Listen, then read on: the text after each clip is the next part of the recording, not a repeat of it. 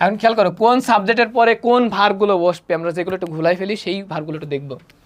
আয়ের পরে ডু বসে, আই ডু বসে, আই ডু মানে আমি করি, আই অ্যাম বসে আমি হই, আই ওয়াজ বসে, আই হ্যাভ বসে, আই উইল বসে, আর এখানে উইল এল ডবল হবে, এখানে একটু কাটা যাবে।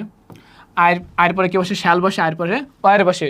এখন খেয়াল করো এখানে স্টার মারিছি, স্টার কেন মারিছি, এই ওয়ার বসে বিশেষ ক্ষেত্রে, অবাস্তব ক্ষেত্রে। হ্যাঁ, মানে if I were a king, আমি যদি রাজা হতাম তার মানে আমি রাজা না, ঠিক আছে, রাজা হতাম, তাহলে if I were a king, তাহলে কখন বসতেছে, যখন অবাস্তব কোনো কিছু বসে তখনই ওয়ার বসে, এই জন্যই আমি এখানে স্টার চিহ্ন দিয়ে দিছি, তাই না।